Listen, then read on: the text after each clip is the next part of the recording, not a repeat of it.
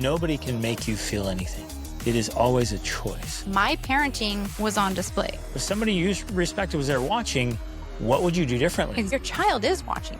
Connection reduces the need for correction. Sometimes good parenting means allowing your children to do things that other people would judge. Parenting is your most important role.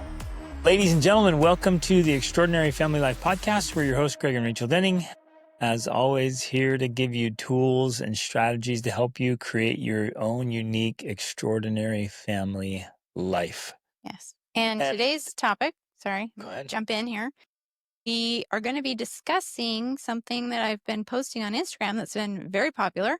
Essentially, how we have raised 7 well-adjusted kids without yelling and tantrums. And of course, people are very interested in that concept, especially when I mentioned that we've done it while traveling or living in 60 plus countries on 5 continents, which inevitably, as you can imagine, and this is for real, brings in a lot of chaos, a lot of difficult situations, a lot of Unexpected troubles. Exactly. And you're up late, you have to get up early, you're in all kinds of different places, you're sleeping in different places. Like there are so many scenarios where tantrums and yelling could be taking place. And yet we have managed to raise our children for the most part without yelling or tantrums. Now we're going to, of course, I always have to say, it hasn't been 100% tantrum or yelling free, but I would say most of what occurred happened early on when our children were small. We had 4 children under the age of 4 when we started traveling for the first time. And yeah, there was some yelling and tantrums. But I'll just get into this right now, it actually became a catalyst for me. It became a motivator for me to figure out how to parent well, because I realized, especially as we started this travel lifestyle, that my parenting was on display. Like I had started as a stay-at-home mom and I stayed home with the kids while you went to work. And I'm going to be honest, like I allowed myself to yell, to get upset, to parent in ways that I would be embarrassed to have people see me parenting that way. Like I would be embarrassed by the way I behaved because no one else was around. I was alone with my children. And when I started traveling, that changed everything because I realized, oh my gosh, I'm no longer alone. My husband is seeing me parent. Strangers are seeing me parent. They're watching me at the airport or waiting for a bus or like at the store or at a restaurant. Like all these scenarios were now cropping up where my parenting was on display. And because I'm a self-conscious person, I guess, that bothered me. I think it bothers everyone. I think Yeah. it's a normal thing. Right. And it's actually a really good tool for all parents. So maybe you are at home and you aren't out traveling, but ask yourself, if somebody I respected were here watching, how would I handle this differently? It puts us in check. It does, And absolutely. it forces you to check this story we tell ourselves, the lie of like, well, this is the only way to handle this. My kids won't listen unless I scream or unless I go spank them, then they'll obey. But if somebody you respected was there watching, what would you do differently? Exactly. The first thought would be like, well, there's nothing I can do. And that's a lie. To sit with him like, wait, there's got to be other skills, strategies that work. Yeah. Well, and I think it's good that you mentioned that because it is a strategy I began to use. Not only did I realize my parenting was on display when we started traveling, and most importantly, I wanted to be authentically good at it. I didn't want to put on some front of like, oh, look, I'm such a good mom. Look how good things are. I didn't want it to be that. I wanted it to be real. Like I wanted to have real skills that worked, that produced positive outcomes. Not that I was worried about what other people were thinking, because sometimes good parenting means allowing your children to do things that other people would judge as bad, right? And that's fine. And that might be embarrassing. Yeah, because I'm more concerned about the well-being of my child than I am about the opinion of a stranger, right? So I wanted it to be real, but I did also begin to use that. This is kind of a bonus strategy because we're going to go through 6 specific things that have helped us to do this. But this bonus strategy is I started to think of it that way. And in some ways it started by just thinking like, well, what if Greg were here? If he was here right now, how would I do things different? I would control myself more. I would be calmer. If my mother was here, if the neighbor was here, if whatever, if someone else was here, how would I handle this differently? And for most of us, we know we would not lose our shiz if someone else was watching, and especially, like you said, an adult we respected. We wouldn't. And yet we're willing to do it in front of our own in front of our kids because we somehow feel we are a victim of their behavior. And that's just not fair to the children. And it's not what's best for them either. And so that is, I hear a little bonus strategy of what I did of like imagining, well, how would I handle this differently if someone was watching me? And I love shifting that context. Who are the most important people in our lives? Sincerely, truly. And for me, it's you and then our children. So those are the 8 most important people in my life. Why on earth would I allow my worst behaviors to come out to the most important people? Yeah. It's shameful. And yet if some stranger rings the doorbell, put on your best behavior. Are you kidding me? We've got it all backwards. And so our best behavior should be at home. We should be, quote unquote, putting on our best behavior for our family. But more importantly, because again, I don't want it to be fake. I don't want it to be a mask. We should be becoming that best behavior. Right. It's not a performance. It's not a facade. Yeah. It's who you're becoming. It's like these people matter so much to me. I'm going to change. I'm not going to allow this of myself. I'm going to become a better person. Well, I just had another interesting insight that just flashed into my mind right now. Like, imagine your child as an adult standing there watching you parent them as a young child. Like, how would you feel? Because like we're saying, like, imagine someone's watching you. Well, your child is watching you. And sometimes we think like, oh, well, it doesn't count. And plus they're the ones that made me so mad. But if they were standing there as an adult watching you, how would you feel about that? And what kind of relationship would you have with them when they see you treating them that way? That's a check right there. I love that. That's beautiful. Yeah. There's a framework here that's super important. We've talked about it at other times with controlling your anger and your own temper. It's this fact that nobody can make you feel anything. Other people cannot make you angry. They cannot make you sad. It is always a choice. And that's particularly true in our homes and in our families. Our children cannot make us angry. We choose to get angry.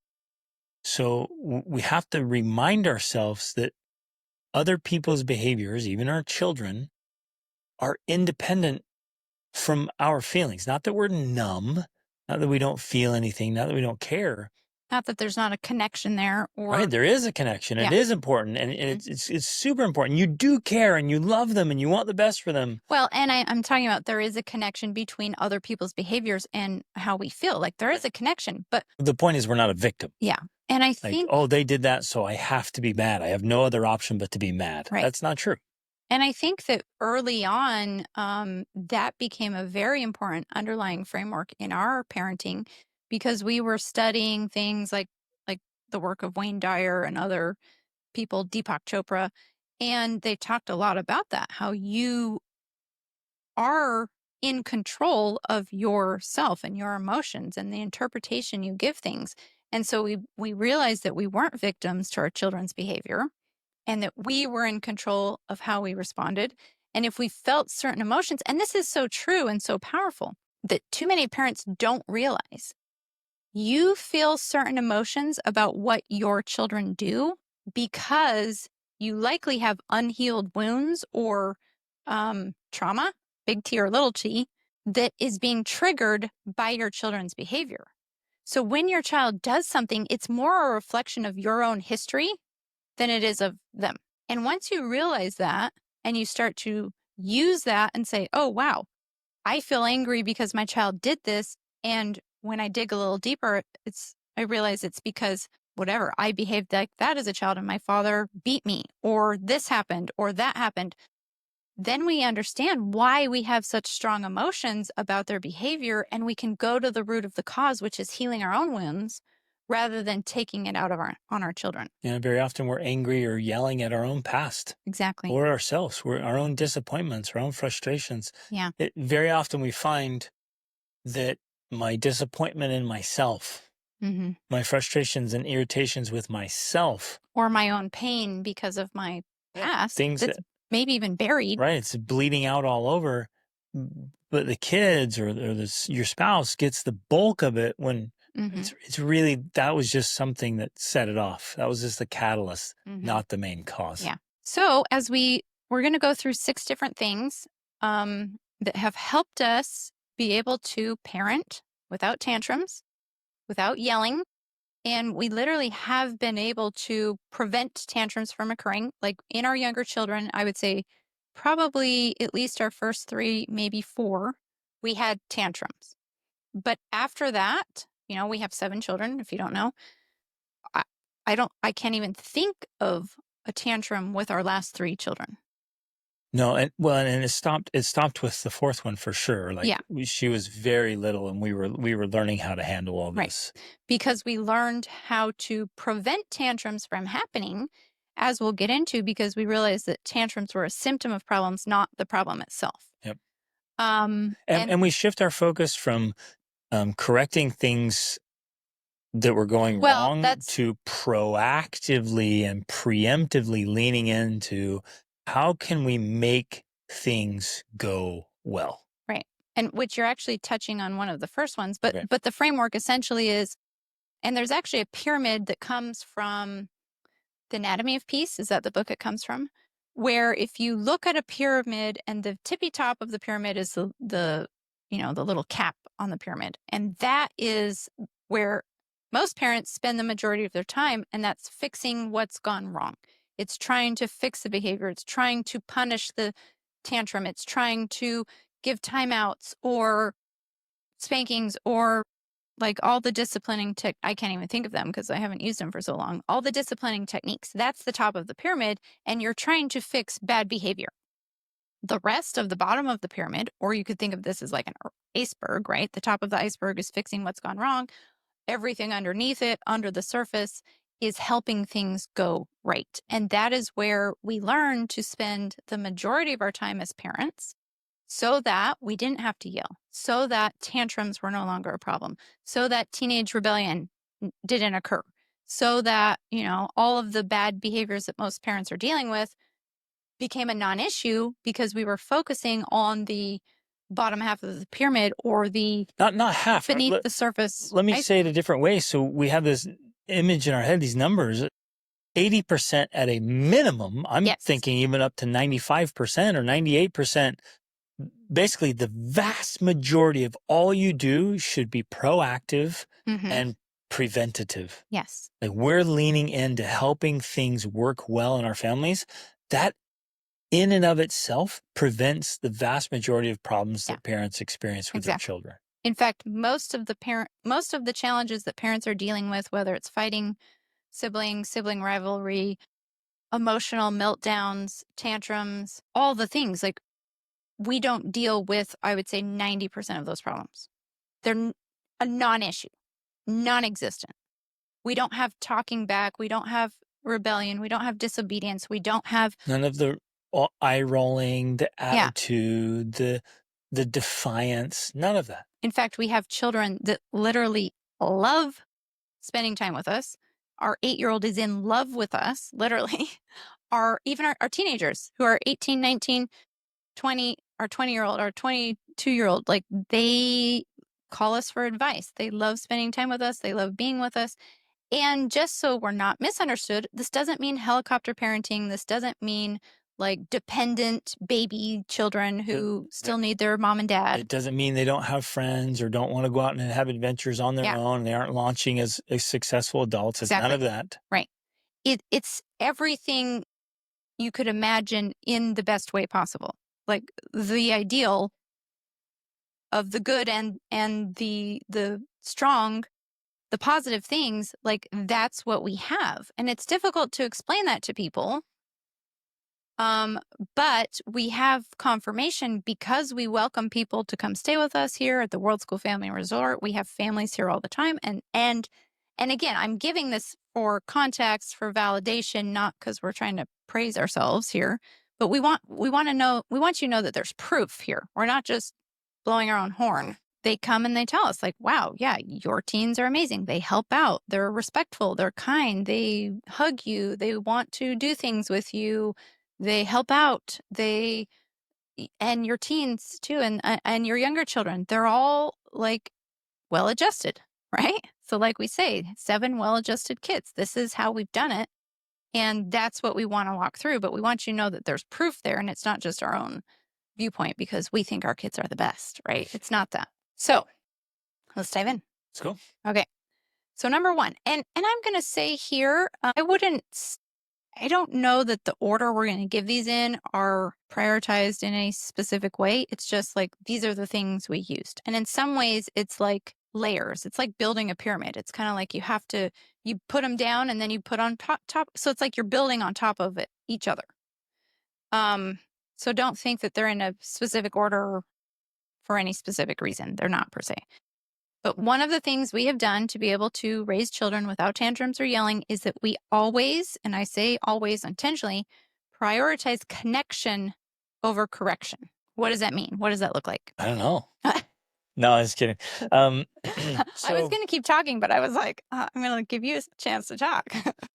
What I want to say right out the gates, because people hear that and they're like, no, but I have to correct my kids. We hear that a lot. It's like, I've got to correct them. I've got to tell them when they're wrong. Mm-hmm. So we don't want to be misunderstood. It's like, yes, of course, the teaching and the correcting, the disciplining absolutely needs to happen. The challenge is we're usually doing it at the wrong time, in the moment when they're upset. And think about that. If your child's upset or you're upset and somebody's trying to tell you important information, how likely are you to absorb it, to make that connection? When you're just hot-headed, you're angry, upset, frustrated, whatever, in the heat of the moment, somebody's trying to say, let me teach you a principle right now. You're not going to hear it. It's going away. So that is not the time to correct the behavior. It's when things have calmed down, when there's calmness and clarity and humility. And connection. And connection. Yes, you're really connected now. And then you ask a question, bam. Right. That is real connection. So I want to emphasize this here. The absolute best way to correct our children and to, quote, discipline our children is to teach them. Mm-hmm. I don't know how to emphasize that enough. We think erroneously, that punishment is the trick. Yeah. If I punish my child, then the behavior will stop. That's not true. And we're going to talk more about that. Okay. Then I won't dive into it here. Yeah. But punishing is not the way. Teaching is the way. Mm-hmm. The most effective way to teach is to connect. Yes. The most influential teachers and mentors connect first. Mm-hmm. They prioritize connection over correction. So if I connect, then I can correct. Yeah. Abraham Lincoln said that if you would win a man to your cause, you must first convince him that you're his sincere friend. Yeah. And that's never more true than in parenting. So when we think about, and when we say prioritize connection over correction, people think of something like gentle parenting or like permissive parenting, where there's no correction, there's no boundaries, there's no disciplining. And that is not the case at all. Yeah. What we are saying, though, is that we do not correct our child at the expense of connecting with them. So meaning we don't correct them in a way that's going to break our attachment with them, our bond with them. So in other words, we're not harming the relationship. Exactly. We're not harming the relationship in order to teach the principles that they need to know to help them be happy, to be successful, to interact appropriately with people. Like whatever the thing is, we do it in a way that, and this is the other key, we do it in a way that actually builds your connection with them as opposed to tearing it down. Yeah. So after you correct and mentor them and help them get the lesson, like really truly get it, your relationship's actually better with them instead of worse. Yeah. And I can hear some of you resisting because I've heard it so many times. You think, nope, no, I have to correct my kids. They did something wrong. I'm going to drop the hammer. If that affects my relationship, so be it. It's my job to correct them and punish them. I can hear that, but you have to stop and question your methods. Because if you're not getting the results, then your methods aren't working. Exactly. So stop. And I understand what you're saying. The correction does need to happen, but the goal is like, let's step back and say, what is the most effective way for correction to take place? And it's through mentoring, generally with questions, where the child comes to his or her own conclusion and says to you, yeah, what I did was wrong. Exactly. And I don't want to do that anymore.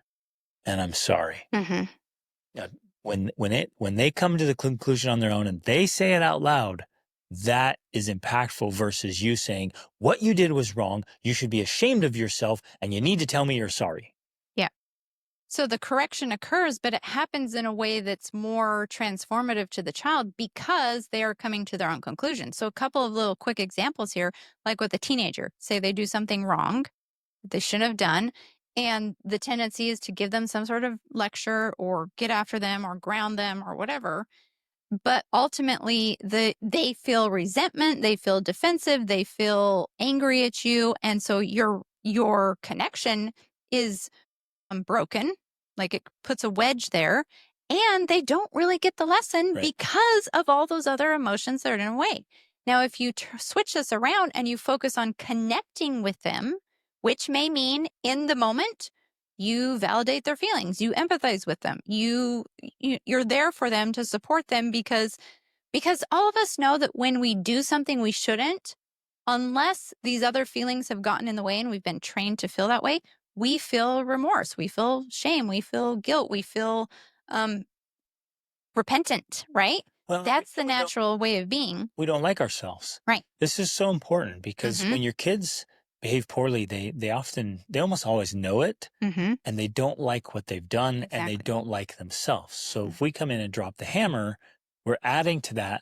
But when a person is already despising themselves and somebody comes in and starts telling them, what do they do actually? They get defensive. They get defensive, exactly. So they start defending themselves instead of letting it calm down and saying, hey, let's talk about what happened. Then they themselves admit and say, yeah, what I did was wrong and I don't like it. Yeah. So if you come in with this love and acceptance and validation, not that you're validating the offense or the crime and saying, oh, it's not a big deal. It's not that. It's saying, I'm still your parent. I still care about you, even if you make mistakes. That's ultimately what you're saying. Then either in the moment or later, you can have this discussion with them where you ask, especially with a teenager, but this also can work with younger children, you ask questions rather than telling them what they should think. So you say, well, what do you think about that? Was that the right choice? What could you have done differently? How could you have handled it better? And then they, like you were saying, say the things that you would have said to them anyways, but because they say them, it's more powerful and it actually creates the transformation that you want because they're the one coming to the realization. Now, with a younger child, say they're fighting, the siblings are fighting or something has happened. Again, you come with connection. You bring connection to them rather than correction. So you come into the situation, you validate feelings. Yes, that was so rude. I can understand why you feel like that. Let me help you. Let me give you a hug. Let me help you calm down. You bring this sense of connection to them. And then the same thing, you can ask questions, you can do role playing, which we'll get into more of that in a minute. But I just want to have that framework in mind of like, you're bringing connection to the situation rather than the correction. And have that be your mindset. So let's say your two kids are fighting and you're like, ooh, I'm going to go up there and correct this behavior. Think first, connection over correction. So let me go connect with them. And they're fighting and they're screaming, they're maybe hitting each other, fighting, and you're upset. It's interrupting everybody. And you want to just get after them. Don't do it. Go up there. And usually it's some kind of pattern interrupter first. Because if they're just duking it out and you're like, guys, I understand how you're feeling. And I know it's not, like it usually doesn't work. So there's some kind of pattern interrupter like, hey, whoa, let's just stop this for a second and connect, then correct. Give an example of a pattern interrupt because people might be like, what are you talking about? What do you mean? So what I'm trying to do is I'm trying to stop what's happening because it's a cyclical pattern or they're in the middle of a fight. But you're trying to do it without control or force. Or joining the fight. Because if I go up there, like I'm correcting them, then I end up joining the fight. Now there's three of us fighting. And how dumb is that? So I'm going to do sometimes it's funny stuff. Sometimes it's playful stuff. Sometimes it's goofy stuff. I'll literally like go, blah, and then like your kids are squabbling in the room, and you go on and turn on a fun song Their favorite song. and blast it like boom, and so they're like, what the heck? And it's like their favorite song, and you're over there like dancing. Weird, and they're like, oh, you're weird dancing, Dad. Why? Weird. Stop, Dad. We're in the middle of a fight. And then you kind of dance over, you dance in between them, and they're like, what is wrong with you? What you're doing is you're breaking the You're pattern. interrupting the drama. Interrupting what's going on. And they're like, this is so weird. And again, depends on the kid, depends on the situation, depends on the relationship. You might walk in and grab a little squirt bottle and be like, psh, psh, and they're like, what? And they're like, okay, pattern interrupt. Or you might always walk in and hug them both. Or you might run in. I would do this because I have this relationship with my kids. I'd run in and tackle them and start wrestling and tickling. And be like, what? You guys want to fight? Let's go. Yeah. And start all over. And but it's a playful fighting. So within a minute, they're laughing and playing and squealing and tickling. And they're like, oh, and then I cuddle them up. I'm hugging them. And I can physically see them relaxing, and I can sense and see the emotions coming down. And once they're down, hey guys, what's going on? And they tell me, and it's like, okay, I get it. And then start asking questions. Yeah. And then I'm not sure we specifically talk about this, but it's a good time to bring it up. We often, especially in a scenario that involves 2 children or more, we validate everyone's feelings and we point out that they all contributed to it. Too often it's too black and white. Right. They're like, you're wrong and you're right. And so then it's like, you're picking sides or this or that. We never do that. We're like, you shouldn't have done that. You shouldn't have done that. You shouldn't have done that. Especially as we ask these questions to help them point it out. We're like, yeah, all of you contributed. All of you could have done something better to make the situation better. You all have fault in this. And by equalizing the fault and the quote unquote blame, it makes everyone feel heard and they don't have to be defensive because they're the victim of this situation. Again, the best way to get there is questions that draw them out to that conclusion. And again, I can hear some of you say, well, I don't have time to go around and have a Socratic discussion every time my kids fight.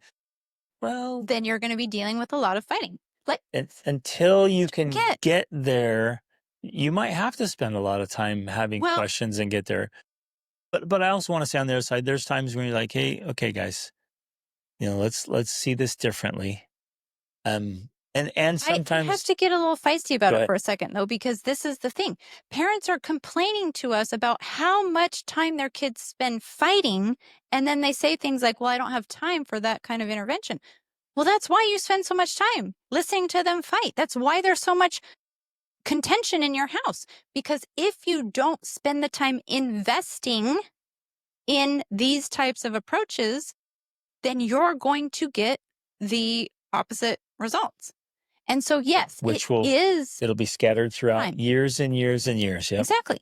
So you're going to spend time either way. It's like, which result do you want? Now, the other benefit, though, is that when you spend this time investing, well, now we eliminate most of the problems. So we're not doing this every single day because we've invested. We don't do it at all now. Right. It's very rare or it's small.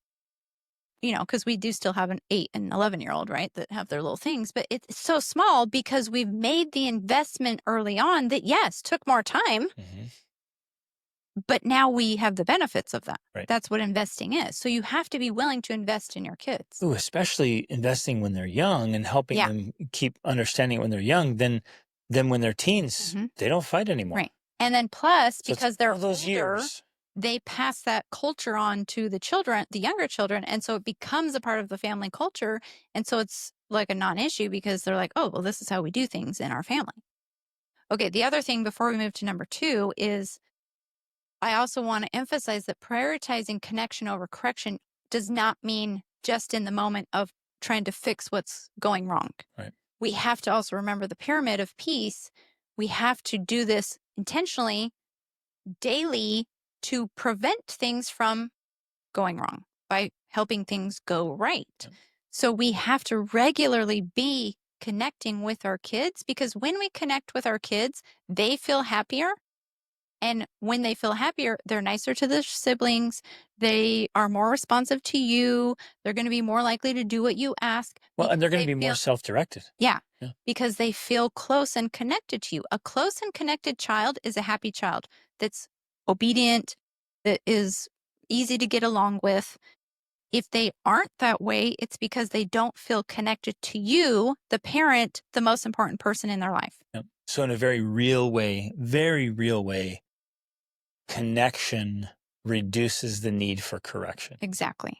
Right. This one's so profound and so important. So prioritize connecting with your kids. Mm-hmm. Now, I think there's two problems here. There's a lot of parents, they're so busy in their own lives doing their own thing. The only time they show up for parenting is when, there's something I have to deal with here. I have to put out a fire. So, put on my parent hat because I had to be a fire. Otherwise, I was just doing my own thing, living my own little life. And, you've interrupted my life again. I have to come over and correct you. Yeah. That's not how this works. Mm-hmm. You are a parent. It's your number one most important priority and role. It's the most important work you do. I mean, the only thing above that is marriage, but keeping your marriage good. And then as parenting is concerned here, this is your most important role. Spend your time doing it. Yeah. The second piece is most people have they've never been exposed to, they don't even know.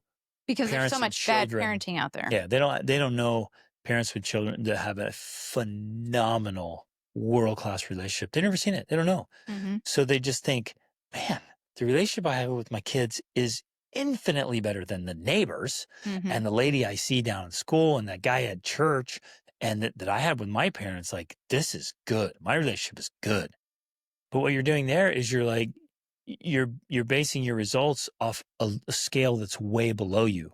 And that doesn't serve you because you think, for example, let's say, person A thinks that their mediocre relationship, we would call it mediocre. It's like, that's just kind of average. It's decent. It's okay.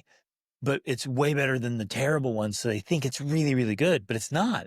And compared to somebody who has a world-class relationship with their kids, it's so far down the scale. Mm-hmm. So as you're thinking through this, like, no, I want the best possible relationship that's available. Mm-hmm. That's the kind of relationship we're going after. And that's the kind of relationship your children want to have with you. Yep. They literally want it so badly. I think too few parents really understand how much their children want to have an amazing relationship with them. Well, okay, so even by you saying that, they're like, no, they don't. My kids just want to spend time with their friends. They want to be on their devices. They want to play their games and toys. And I hear this all the time. And I hear people teach it all the time. It's like, hey, look, your kids only want to spend time with you for the first several years. And then after that, they won't be interested in you. Well, that's common because it's so prevalent. And it's unhealthy. The reason that happens is because parents don't have great relationship with their kids, or I'm going to be frank here. You're boring or you're unpleasant to be around. Well, so no wonder your kids are growing up and they look at you and they're like, why would I want to spend time with you? You're not doing anything. You're not going anywhere with your life. You're unpleasant to be around because you're always complaining or grumpy or upset about something, or you just sit around. You come home, you plop down on the couch and you do nothing. You're just getting fat and old and like this, you're so lame.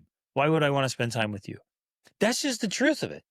So if you're boring or you're unpleasant, then change. Stop being boring. Stop being unpleasant. Be a very attractive character. Attractive person, yeah. Yeah, be somebody that like your kids want to spend time with you because you're cool. Yeah. And you do cool things and you're smart and you're wise and you're insightful. You're funny. And you're funny and you're inspiring. Like you're doing something with your life. Like, gosh, I want some of that. Yeah. If that's who you are and you have a good relationship with your kids, they want to spend time with you. Exactly. Plus, I have to point this out because I feel that it's so important for parents to understand and they don't realize it because they don't have the clinical understanding or the psychological understanding as far as development goes. Part of the thing that's happening and playing in here is that your children have, and I have to use this word, even though I hate it when people label things or turn everything into a disorder, but I feel that it's important because it helps us know what's going on. Your children have an attachment disorder because if when they were younger, their needs were not met, they weren't connected with as much as they wanted because young children really want to connect. They learn how to protect themselves essentially by disconnecting and distancing themselves from you. So yeah, they start to not be interested in you at all because you weren't interested in them. That's how it begins. It's a survival mechanism. It is. And It's in a way, survival mechanism. you're right. They're protecting themselves. I Like, I don't want to lean into my parents Yeah. because last time I tried, they pulled away and I felt rejected. Exactly. I literally read a comment on Instagram today that broke my heart. This woman said, I was sharing a reel from I don't think she's specifically a doctor, but Erica Komiser, and whose work is incredible. And in the comment to this reel, this woman said, well, I had a clingy 2-year-old and I went away for a week or 10 days. And when I came back, she was fine. In fact, she was more connected to her dad. And it broke my heart because she doesn't realize it, but I realized what she was saying. First of all, her child was clingy, which means she already was dealing with an attachment disorder. If your child is clingy or needy or disconnected, it's because they're not feeling connected from you. Their needs have not been met. So already the relationship was fractured. And then she left. And when she came back, the child was more connected to the father. Well, because, and I know people feel like this is drastic. Survival. She felt abandoned by her mother. Yep. And so she was connecting more with the father to try to fulfill that need.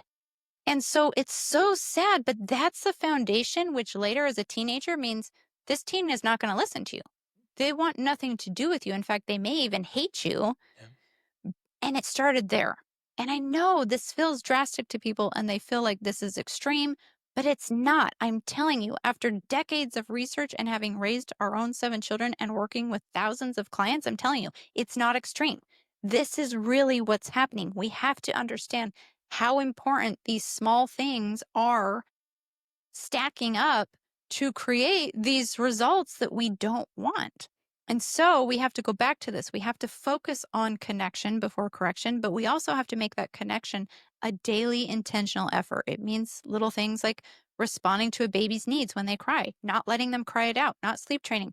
It means comforting your child when they're going to throw a tantrum, or ideally before they throw a tantrum, so that they don't have to throw the tantrum because you're there meeting their needs instead of expecting them to act older than they are. It means looking them in the eyes when you talk to them, rather than, I see so many parents parent their young children as though they're literally a thing, an object. It's like they don't even look at the child or talk to them. They just make them do whatever they want them to do with no communication or respect. It's really sad to me. Yeah. But it means spending, giving them a hug every morning and every night and telling them you love them and hugging and cuddling. It's all of those things throughout the day that work on the bottom part of the pyramid to help things go right. Huge. Okay. Just to not be misunderstood. I don't want people thinking, well, wait a minute, as a mom, I can never have time away from my kids. Never do anything. That's not the case.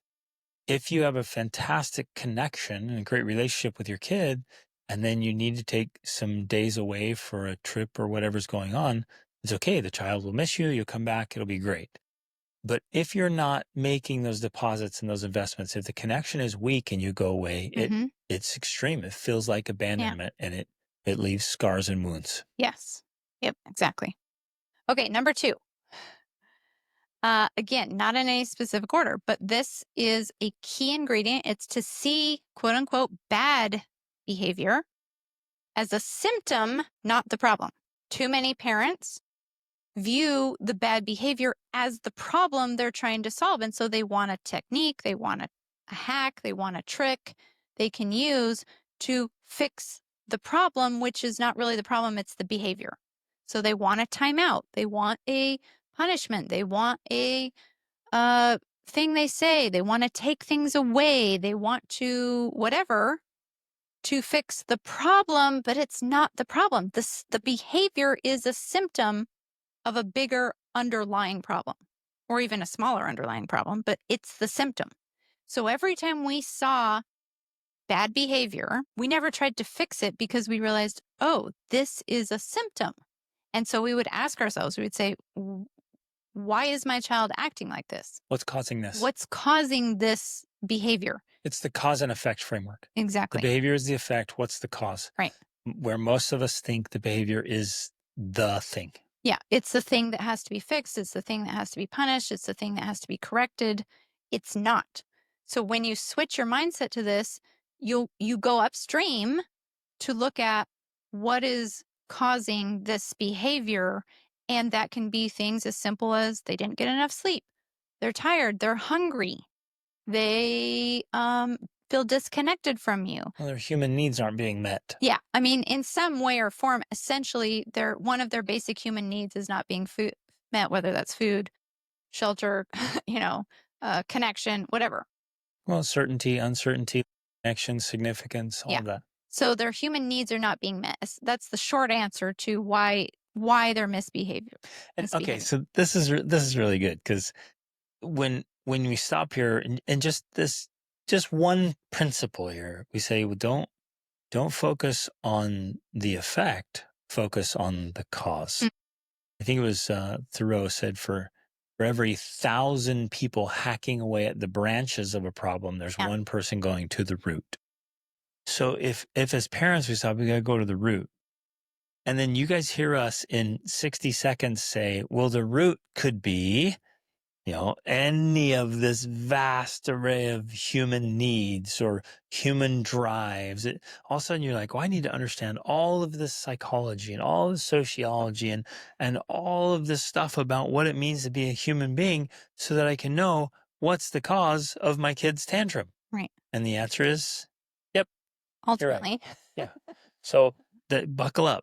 You decided to have kids, you have kids. Like, that's the nature. If you want to do this well, you have to lean in, which is literally why you and I, Rachel, we do coaching. We have courses. It's why we put all of this in there, because there's so much to it. Yeah. It's why we're creating the Extraordinary Parent Mentoring Method course, because we want to outline all of these things in there. But the good news is, I think especially when they're younger, the solutions are easier because it's older too.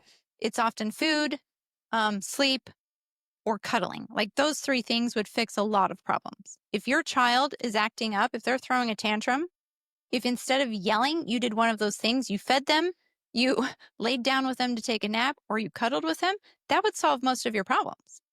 Now, as they get older, I think it gets a little more complex, because you have to get into, because the human needs get more complex, I think, as they get older, because there's more variables and nuances and interaction with neighbors and friends and the girl they like and the person who was mean to them. There's more of that you have to help them kind of sort out and process and work through. And so, you do need to become an expert in child psychology, right? In order to help them work through these things. But the point is, again, are you willing to invest in your kids so you get better results? Or are you just going to keep living a life with frustrating, annoying, irritating results, so that you don't really like being a parent because you're not very good at it, and your kids don't like being around you, and the family culture is unhappy and unpleasant? Like, that's the alternative in my mind. So it's worth the investment. Right. It's worth doing the work. It's worth doing the research. It's worth learning all of these things, because you get way better results. Yeah. And your life is way better and happier. Otherwise, you quite literally do not understand what's happening. Right. How frustrating. Mm-hmm. I don't even know if I have the right words for that. Is when you don't know what's going on or why it's happening. Well, and then that also means you can't help your child. And so then the pattern, or the generational pattern of cluelessness continues on, because you're like, well, I don't know. That's just It must life. just be because they're kids. Right. Because they're 7 or 17. Yeah. And that's what I hear most parents saying. Well, they're just being teens. Oh, it's the hormones. They say stupid things like that. Oh, it's just a hormonal teen. No, it's not. Nothing to do with that at all. I mean, it can be connected to that, but the point is, there is an answer. There is a solution. There is a way to help them work through. You made it sound like it can be connected to their hormones. It's not. Because when you dig into the research, what's happening are the changes that are happening in their brains. Well, specifically with a teenage brain, yes. But I'm also saying there's definitely hormonal things going on, especially for women, girls, because they're having their periods and they're learning all these things, and they're trying to understand their hormones and their cycles. And yes. And many so then there's moms don't a even know that 28-day cycle that's going, and Right. None of those 28 days is exactly the same. And a lot of moms don't even know that's going on, so they can't help their daughters. So it becomes this like mess of soup. It's like, It's ignorance and misunderstanding. And Right. if we can get down to the cause, the root cause of these things, then it's so easy to address and change. yes. And we also, though, we don't want you to feel like, oh my gosh, now this is hopeless because I have to get a master's or doctorate in child psychology in order to help my child. That's not what we want you to feel. Because the beautiful thing about this is that even when you start to learn even a little bit, Yep. even listening to this podcast, you're going to have that much more knowledge that's going to make things that much better. Exactly. Like it's incremental. It builds upon itself.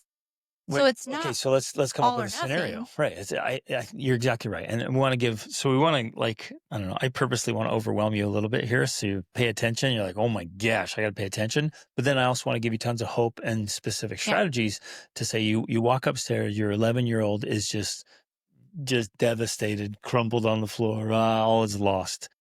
And instead of freaking out and Getting like, upset at them or telling wait a them to minute. control themselves. Why is this happening? What's the cause here? What's the catalyst? And you think for a second to see if there's anything that's obvious. Could it be a lack of sleep? Could there be something going on? So instead of me just reacting to what I see, I pause and say, okay, this is a symptom of a bigger problem. So I'm not even going to address the problem. I'm not going to go, You don't get have up, to. stop acting like that. What's that? Blah, blah. I'm going to sit down and like, hey, come here. Come talk to me for a second. Let's go. What's going on? And I'm going to let him talk for a minute. I need to interject for just a minute because I know as a mom, I often felt that if I was going to be a good mom, I had to do something about the problem right then. I had to get involved at that moment and fix it, solve it, correct it, or else I wasn't a good mom. And this idea that I was just going to let it go and not address it right then, it was like, oh, I'm a bad mom because I'm letting it go. And I think that's part of our culture of like a child does something bad and the parent has to punish right then, or they have to get after them. You have to react to the action. And that's often the wrong thing to do. 100%. And so you don't have to Let's redefine that. Yeah. Good parents go to the root cause of the problem. And they don't just address. To correct. They don't get right in it. In fact, when you're talking about, you go up and you see your 11-year-old, my most likely response is to go up there. And because I already have that relationship, it's easier for me now. I would go up and I would literally hug and hold them. And I don't have to fix the problem. I don't have to get after them. I would just cuddle with them and hold them. And then, and then I would be able to ask questions. What's going on? Why are you feeling like this? What's happening? And because we have done this and our kids know how to do this as well, my 8 and 11-year-old are great at articulating their feelings to me. They're great at unpacking what's happening to them. And they can tell me, well, it's this, and it's because my sister said this, and it's because this happened, and I feel frustrated. Like they know how to articulate the words and to expound on what's happening to them because we have modeled this and role played it for them and we've provided that space for them. That is what helps to create a well-adjusted child. Yep. Like it helps them have the tools themselves to be able to do those things rather than requiring me to correct, discipline, fix. Like that's not what we want. We want them to be able to do it themselves because that's what's going to help them move into adulthood. Yep. So just like it's true for you and for me as adults, it's often more than just the thing. It's not just what's on the surface. There's stuff underneath it. Mm-hmm. There's layers. And so if you're frustrated or upset about something and you start unpacking it, like, okay, there's some underlying frustration here. Like I'm still upset about this thing that happened a few years ago, or I'm still questioning my own worth. I'm still wondering if I'm likable and lovable. And so when somebody does something mean to me or says something mean, it's not necessarily just that act that makes me hurt so bad. It's like I'm still wondering back when I was a child if I'm even lovable. Mm-hmm.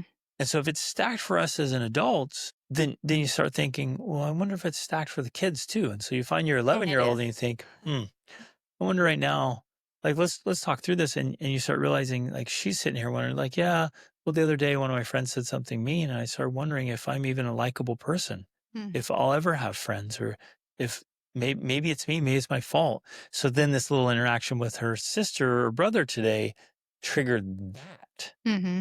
And if we go to the cause and we help address the cause, then the problems, so many of the problems just go away on their own. Exactly. So powerful. Okay, let's move to number 3. Parent, and in this case, I like to remind, parent is a noun, but it's also a verb. So in this case, parent, the verb, with clarity, not with threats, punishments, or bribes. So what that specifically means is that too many parents are too vague. They're not clear enough.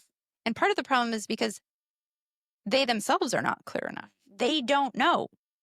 So a child does something and they say, don't do that, or stop being mean, or stop whatever. That's vague, it's unclear, it's non-specific, and it's not helpful. So because the child is unclear about what you're saying, because you're unclear about what you're saying, they keep doing the thing. And so you threaten them, or you punish them, or you try to bribe them into doing the right thing when they probably don't even know what the right thing is, because you have been unclear about it. We hear this all the time. Yes. Like, oh, no. I have told them 10,000 times Right. not to be rude to their siblings. And so then I talk to the kid. I'm like, hey, you're like, I wasn't being rude. Right. Well, wait a minute. Like, did your parents tell you not to be? Oh, yeah, my parents told me not to be rude, but what I was doing is not rude. Exactly. And I'm like, okay, what did you do? And they're like, well, I did this, this, and this. And that's not rude. Like, okay. So what's happened is it's like this difference in definition. Yeah. Or difference in paradigm. So you say don't be rude and includes all these things, but you never explain that. Right. And the child's like, well, I wasn't being rude. I was just doing this. Yeah. And so it's a total miss. And you guys there's punishment, there's frustration. The kid's going to be livid. Like, you're punishing me for being rude when I wasn't being rude. Mm-hmm. They're going to be so angry and so resentful and rebellious. Mm-hmm. It's like, now you're just not making fair. crap up. Yeah, not fair. I hate what you're doing. Right. This is ridiculous because I didn't do it. And it all stems from a lack of clarity. Exactly. So the more clear, the more specific we can be in our own minds, but then also to articulate that to our children, the fewer problems we're going to have. Because if I can go to my child and say, when you do that and you say it in this tone, at least to me and to your sibling, it sounds mean. It sounds rude. So, here's a way we could probably do it better. Let's practice. Let's do some role playing and let's speak in different voices. I'm going to talk like this. I'm going to talk like this. I'm going to talk like that. And see how they sound so that we are more aware of what different tones sound like. So then now there's more clarity about what you're exactly saying. And then if it comes up again, you're like, oh, that was kind of like that, grumpy voice that we practiced the other day. That sounded like that to me. Let's try a different voice. Let's use one of our other voices that we practiced. It's very specific and you've practiced it so they know exactly what you're talking about. There's a frame of reference. And so when you tell them later, because you're going to need to, they know what you're talking about and you're more clear. And now you don't have to threaten them. You don't have to punish them. You're just simply reminding them of something they have been taught in a way that they understand. Yep. The best correction is teaching. Right. Act it out. Role play, give as many examples as you can, like see the whole rotisserie chicken from every angle, keep going at it from different parables, stories, examples until it finally clicks. Because you might be over here, it's like, well, it's like this and like that. And the kid's like, I don't get it.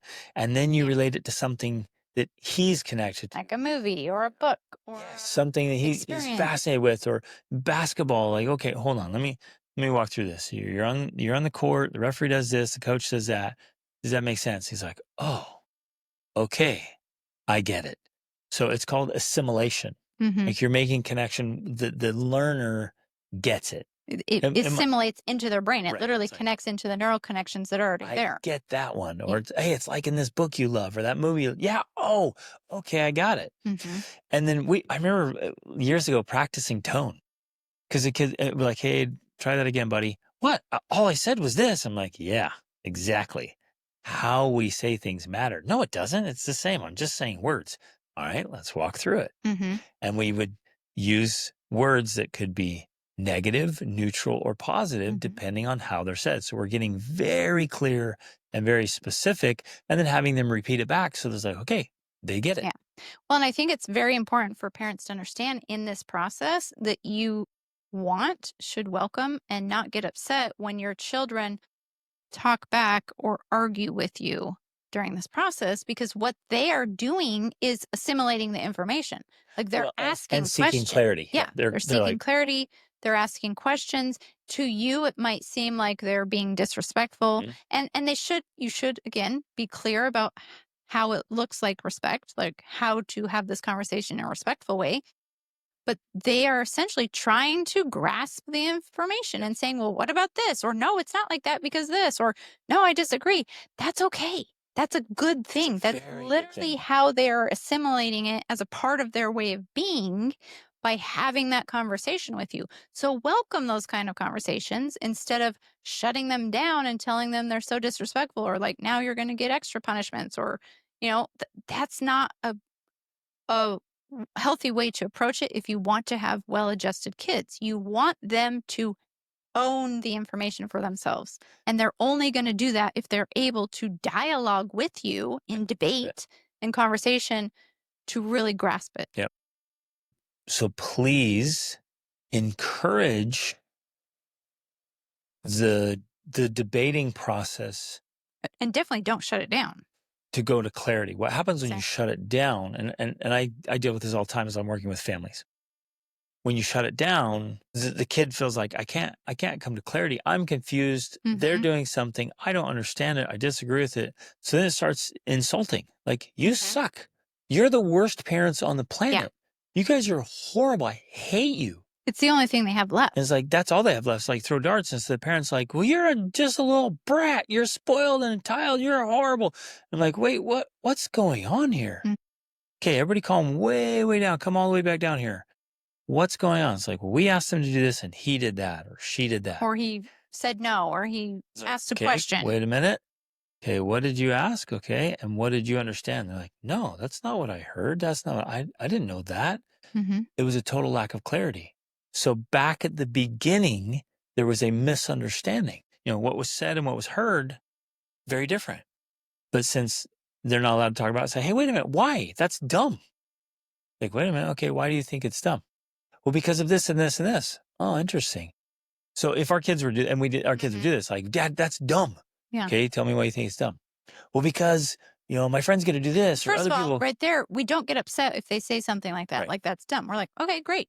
That's their opinion, and they're allowed to have their opinions. Let's talk through it So I and ask see why. Yeah. So I'm like, hey, this needs to happen. That's dumb.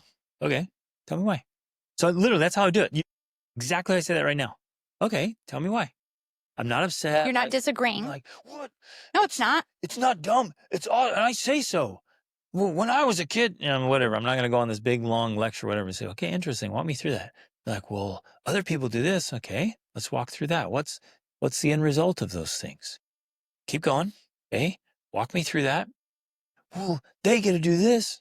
Okay, and let's keep going. And so I walk them down that road, and I'm asking questions. And so they're mentally going down there and they're putting in the framework. They're putting all the pieces together. They're getting real clarity that basically what you're doing, you're teaching your kids to go to different levels of thinking. Because if it's just first level thinking of like, why can't we just do whatever we want? Why can't I just entertain myself to death all the time? Why can't I just be out all night long, just doing whatever I happen to feel like doing? Why can't I just play video games endlessly? Because that's what I feel like doing. And so you walk them down that road asking questions, and they go to the next level and the next level and the next level, and they get down there and they're like, oh, yeah, I don't want that. Actually, that would suck. I don't want that. Right.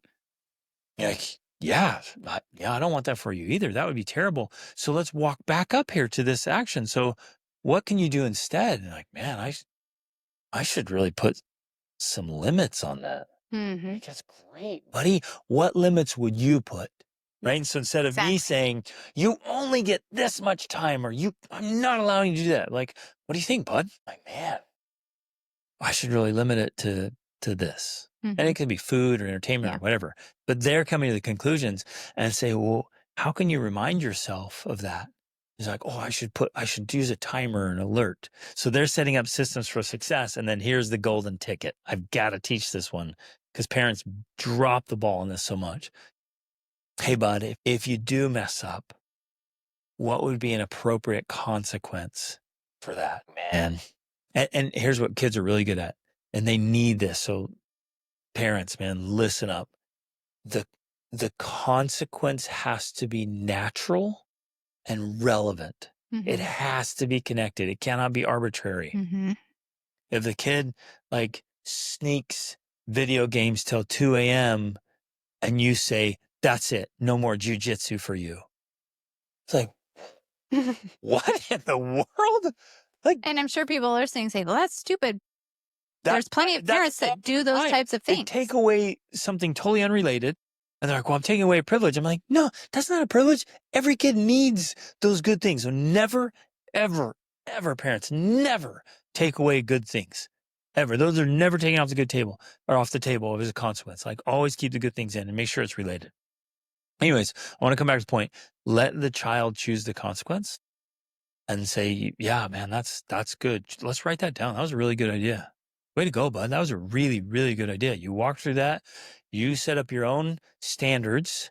It's yours. It's not mine. I didn't tell you to do that. You set up your own standards. You set up your own system to follow through, and you're agreeing to a consequence so that you don't do that. So it's a natural thing. It's all set up. So then if something happens, the child already walked through it all and came up with it. Right. You don't have to do all that in the enforcing. It's so powerful. You don't have to threaten. You don't have to punish. You don't have to bribe because they are the ones that created the clarity on what's expected and then what's the consequence as a result. I think I just want to point out before we move to number 4, another great benefit of having the space for these types of conversations that kids love is I can't even tell you how many times my kids have convinced me that their idea was better. Because I would say something like this, and then they'd be like, well, no, what about this and this and this? I'm like, yeah, you're right. Let's not do that then. Yep. And kids love that. Absolutely. Because they feel respected. They feel heard. They feel like they have a voice. They feel like I'm going to listen to them and make course adjustments when they have good ideas. Yep. That's what you want from your children. You don't want to be the one who's in charge, that makes all the decisions, who does all the thinking in the house, and nobody else can. A dictatorship. That's called control, and it does not create healthy families. So we allow this space for discussion because we want the ideas of our children. Yep. We want them to contribute. We want them to give feedback and provide alternative options. Like, that's what we want, because then we become this team, especially as they get older, that can work together, that can do more than the whole. Like, the sum is greater than the whole. Yes, and the kids become self-directed. So whether I'm there or not, they make good choices. Exactly. They think clearly, right. Make good decisions, follow through, take good actions.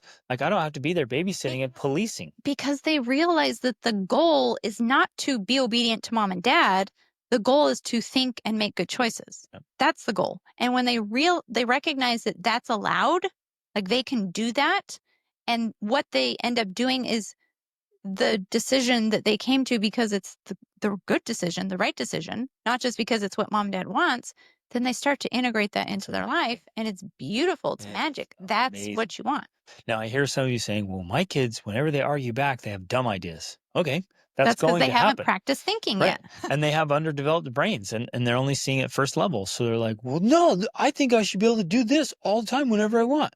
It's like, okay. Help them walk through that. Help them think through it. If parents, if you don't have the cognitive ability to persuade your children of good ideas and help them see good, better, and best, that's something you have to improve. You got to work on that. That is a skill you got to do. If you can't persuade a 6-year-old or a 16-year-old that the way you're thinking about it is the better way, and they get it and agree, then you're lacking some very critical skills, and you have to get there.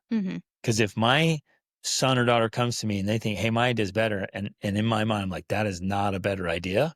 But you can't convince them? I have to be able to persuade them and convince them through articulation, through thought, through dialogue, not because I said so and I'm the boss. Well, because that's just using force and threat, and that's the lower form of communication. Right. It's the lowest form. And ultimately, everyone resents that. Yep. Whether that was you as the adult or your child, we resent being told we have to do something just because someone else is bigger, stronger, in charge. We all hate that. Yep. And so it doesn't work in the long term. And let me make that connection right here. I want to make it super crystal clear. I think one way, my child thinks another way. I can tell them and threaten them. I say, you will do this or you'll get this punishment. It's not likely to work. The best thing I can do is persuade them until they agree and they say, yeah, man, you're right, Dad. I'm not going to do that. Done. Problem solved. Exactly. I don't have to threaten them. I don't have to bribe them. I don't have to punish them because they, in their own mind, said, yeah, you're right. I don't want to do that. Right. Because I want different results. I want different outcomes. You want your kids to want the better outcomes. And if your kids want the better outcomes, they're going to go get them. Exactly. Mistakes are going to be rare. You don't have to make them do it because they already want to do it. But as long as you want one thing and they want another thing, and all you have is threats of punishments and bribes, that's a suck sandwich for years. Yeah. Okay, number 4. I don't want to spend a lot of time on this one because I have a whole course on it, and we have some other episodes about it. But it's still, I have to mention it because it's still key and critical to this whole topic of avoiding tantrums, parenting without yelling. Part of the key is use family systems to reduce chaos. When you have systems in place, that includes routines, that includes expectations. When you have that in place, it reduces a lot of friction because you're not seemingly out of the blue saying, I need you to do this. And your child's like, what? Blindsided. Like, what do you mean I need to do this? I don't even know how to do that. You've never asked me to do that before. It's so much more work. There's so much more inertia there because you don't have these smooth operating systems that help reduce the friction. Now, when some people think that a system means a very strict, rigid schedule. I'm not talking about that. In fact, I don't think they're healthy. It's not healthy to have these very strict, rigid schedules, right? Family life is much more dynamic and flowing than that. But it's not chaotic and unorganized either. Yeah, it shouldn't be to the other extreme. I love the yin and yang because it should not be all the way to the other extreme of no chaos or no systems, no order, no expectations. Like that also is a form of chaos that is detrimental to your family life. So you've got to find that yin and yang balance so that a lot of the friction is reduced. It's easier to get things done. It's easier to ask someone to do something and it happens without everything being a battle or a power struggle or an argument, right? And it also kind of ties into what we talked about, just having clarity. Like if you're clear about, hey, I expect the dishwasher to be loaded and unloaded. I expect the garbage to be taken out. I expect this room to, stay in this level of order. Then you're not constantly trying to fight to get that stuff to happen because people just realize, oh, this is how we do things. This is how things are done in our home.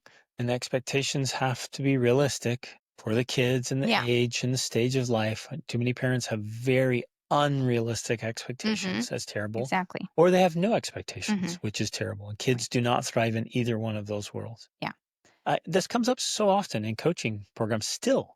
Even people who have bought your charts and systems course and they know they still aren't doing it. I'll meet with the clients after a long time, like, okay, tell me about your morning routine. They're like, oh man, it's kind of just put together. It's not very good. Or what about evening routines? Like, okay, how are you making sure your kids have a daily checklist of things they should be working on? Well, we talked about it once, but we never, like, bro, like you're making this so much harder than it needs to be. Put systems in place. Because those simple things right there that you just quickly mentioned make such a huge difference in how the day goes. When your children, and because we've trained our children get up and they start being productive right away. And we don't have to tell them. Like it. We don't have to get after them. They're all homeschooled, so it's not like they have to get up and get dressed if they didn't want to, but they do. They get up, they get dressed, they make their beds, they start they brush their teeth, they brush their hair, they start being exercise, productive. study. They exercise, they get right into their studies. All of those things happen without you and I saying anything. Right. And that's from age 8 to currently at home 19. So, And that's because we do that, and we've done it since before they were born. That's part of it, but it's also because I made the investment of creating the charts and the systems and the checklists and the routines so that initially, yeah, they've followed all those things and they checked them off. They don't really do that. They don't really have the charts anymore because it's all now just a part of who they are. Automated, yeah.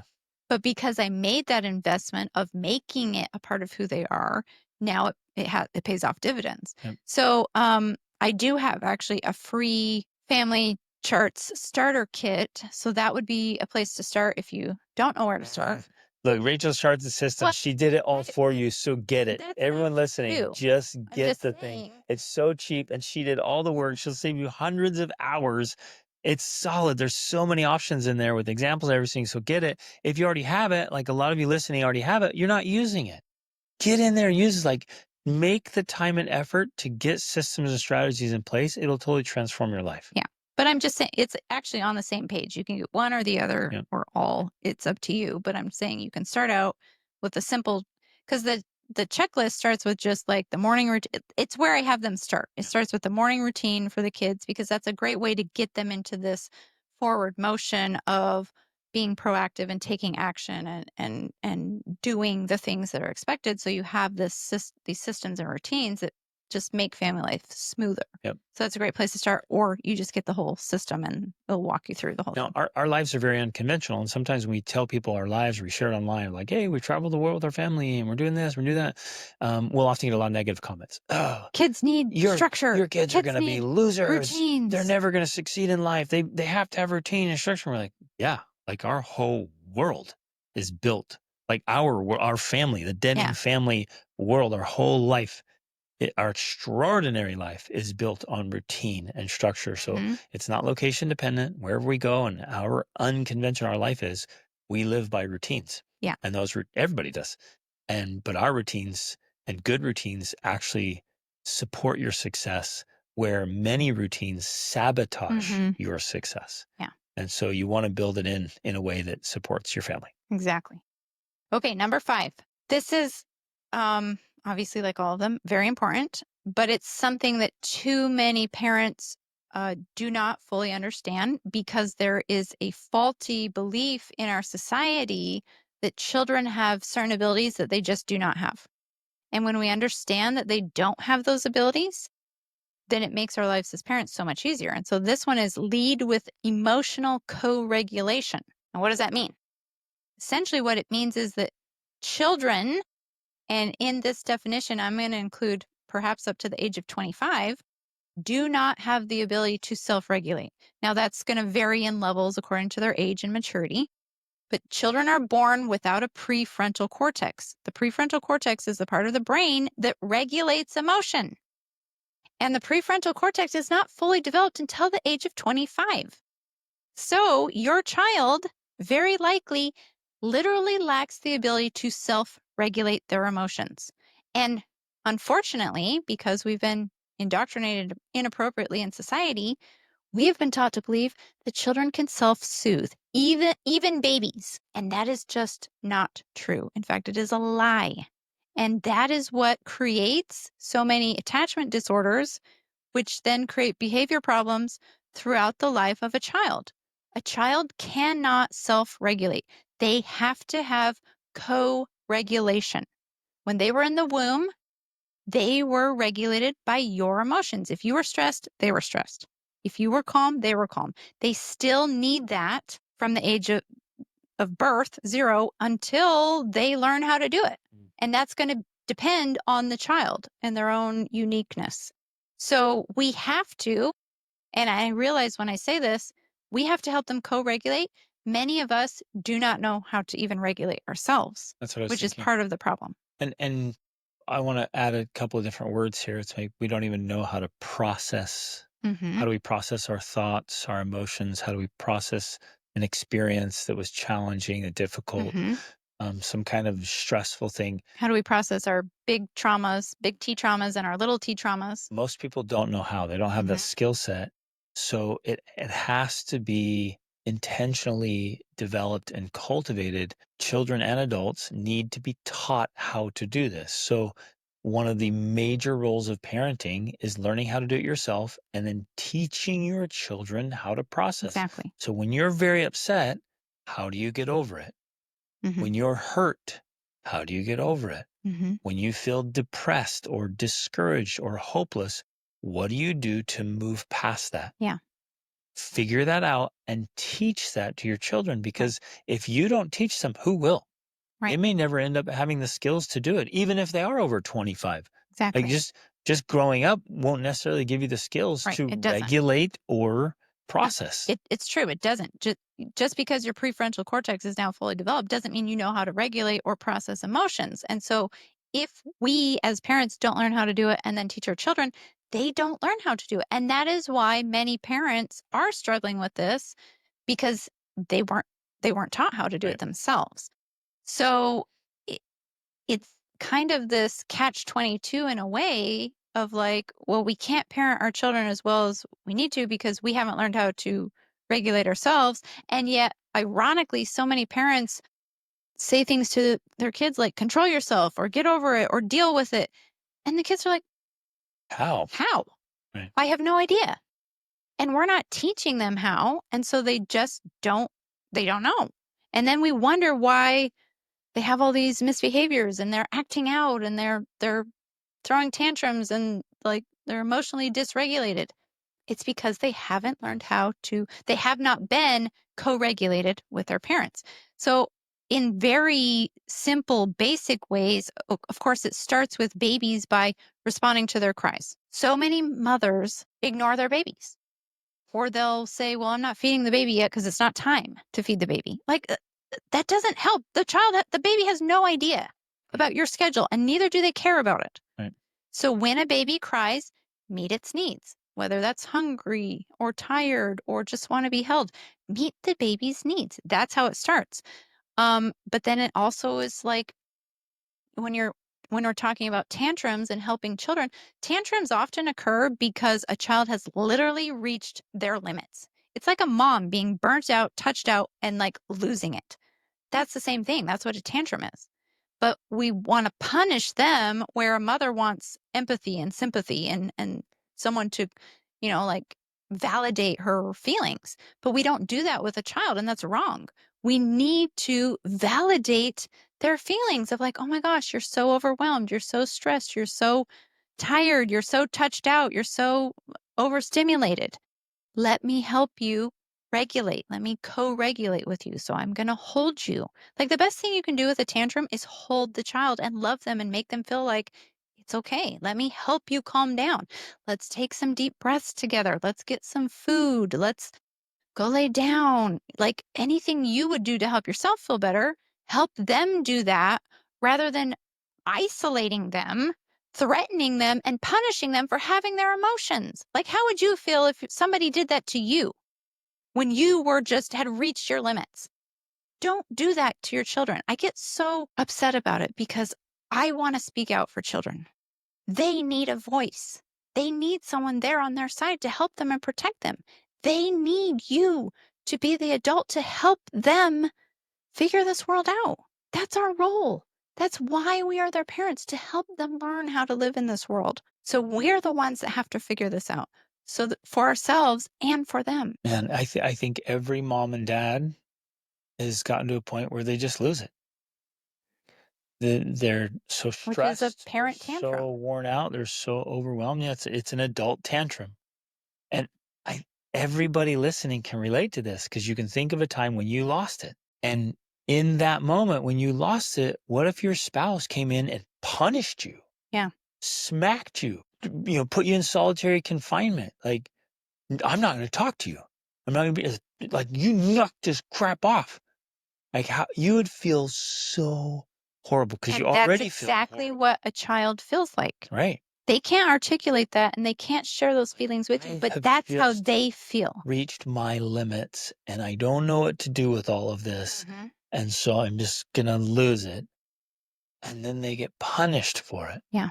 And so if we can prevent it and then handle it tactfully, bring them back down, then gradually those explosions stop happening. Well, They go away. because in that process of co-regulation, they learn what to do to help themselves calm down, because mom has helped me do that. Right. She's told me, take the deep breath. She's told me to come over and cuddle with her. She's told me to go take a nap or to get some food. And all of those things are proactive actions they can take with training to then calm themselves down. So then they don't have to get to a tantrum. Exactly. But the reason kids get to tantrums again and again and again, because they don't have any other option. Well, They don't know what else to do. And they've often been ignored up to the point of Yes. explosion, where Many we're just tantrums not occur aware because enough. parents are ignoring them. And then the more they start to act out, the more they ignore them, which then just leads to tantrums. Explosion. Yeah. You can't not. So lean in earlier, far earlier. Exactly. Help them process and regulate, and then the tantrums go away. Yeah. And so, of course, we could go on a lot more about what co-regulation looks like, but we'll do that here we're going to do that in the course. Here we just want to introduce the idea of, like, you have to be co-regulating if you want to avoid yelling, and if you want, because again, the regulating yourself is what helps you avoid yelling. Again, if we look at it as an adult tantrum, you yell because you've reached your limits. Yep. But if you learn to regulate, you don't have to yell. And if you learn to help your children by co-regulating with them, they don't have to have tantrums. Yep. Okay, number 6, last one. We have to build resilience through connection and challenge. So I hope in all of this, you're not taking away this idea that we are these gentle parents that are all touchy-feely and like, don't do anything hard or expose our kids to any hard things.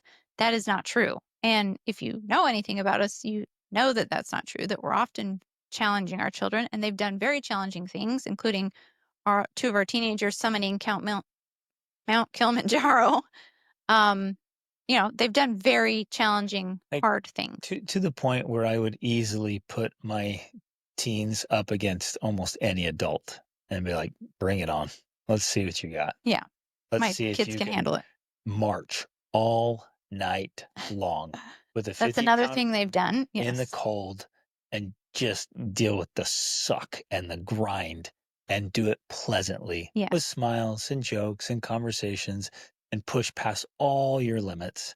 Let's see how you handle that crap. Because our kids can do that, because that's the framework we operate in. Like, we want to be tough, and we want our kids to choose to be very tough. So we are in no way, shape, or form advocating or condoning this easy, comfortable life where there's no stress and no struggle. Yeah. And people misunderstand that all the time. They're like, oh, your kids are going to be the biggest lazy losers. They're never going to be able to do anything hard. They're never fit in the world. And I'm just chuckling. I'm chuckling. What? Is it? I'm laughing, right? Because I'm like, this is so silly and so far from the truth. So challenge matters, but it's connection and challenge, meaning because the connection has to happen first. That I am going with them. So I lead my children through challenge. I always have since they were born. I would carry them, sometimes 2 or 3 of them, into insanely difficult areas, and they're watching me after they had reached their own limits. Yeah, so they go to their limits, and then I carry them. Right. And they're watching me, even little, they're just making these cognitive connections. They're just watching me sweat and struggle and strain. And I'm smiling and like, this is the best. Oh my goodness, this hurts. And they watch that their whole lives. And then I'm leading the way through difficulty and like, hey, let's go in. Let's push ourselves. Let's push our limits. Let's go. They're watching me do it well. And we're connected. We have a great bond. And I say, hey, I'm going to go do something really hard. You want to come? And they're like, yes, please. Yeah. Where do I sign up? I'm in. Well, and the key framework to understand this with, and this actually comes from clinical psychology, is that children, well, everybody, but in this scenario, our children have to choose to opt into the challenging things. If people are forced to do things they're afraid of or don't want to do, like literally the research is out there, it's detrimental to them. But if they do the same thing, the very same activity, but they chose to do it it produces a completely different positive result. So we have to allow them to opt into the challenge. And one of the best ways to do that is, one, by having a great connection with them. So you've been building a connection with them from the time they're a baby, or rebuilding that connection if you didn't when they were young. So they trust you. So they trust you, because that's a key part of connection is trust. And then you're leading out by taking on the challenges. And That's sometimes the magic that formula. means when they're younger, they're like, yeah, I'm not so sure, Dad. And I do it anyways. And they watch me and they're like, wow, okay, he did it. He just jumped off that huge cliff. Or he just did the bungee jumping. He just jumped out of that airplane. He just did that insane hike or mountain bike, or he just did a triathlon or a endurance race. Wow. Or he went and climbed that mountain. He came back and told me the stories. Like, that's, whoa. And you're planting all these seeds. So when they're ready, they're like, hey, Dad, I want to give it a go this time. And so one of our younger teens attempted Kilimanjaro, and he got sick and just was exhausted. And he's like, I'm out, right? No shaming, no nothing. It's like he was, in fact, younger. Praised for how far he made it, which was above 16,000 feet or something. Yeah, he made it up close to 17. You're like, bro, that's amazing. That's higher than most people have been. He was way to go. Fantastic. 13 at the time. 13 at the time. And so I made a great job. And so then I told him I was going to go back and make another attempt next year. And he came up the other day. He's like, yeah, I think I want to go back and do it. Right. It's awesome. Challenge by choice. Yeah. Right. And of course, you can also do this in smaller ways as well, because if our children, and one of the things that happens, I think, is that either parents are afraid of things or children are afraid of things. And so they end up avoiding them as part of your life, right? It's just, oh, well, we don't do that thing because I'm afraid of it, or the kids are afraid of it. And that's not a healthy way to develop, because we have to be regularly confronting and facing fears and moving through them. So if there are things that you're afraid of, especially because we're leading out, if you're afraid of something, let your kids know, but then let them see you facing those fears, even in small ways. So thanks for bringing this up. It's huge. I see it every day. So many parents just stay away from all their fears. They hide from their own fears and their insecurities. And boy, they're going to protect their kids from those scary things. And so the kids even grow up with greater fears and insecurities.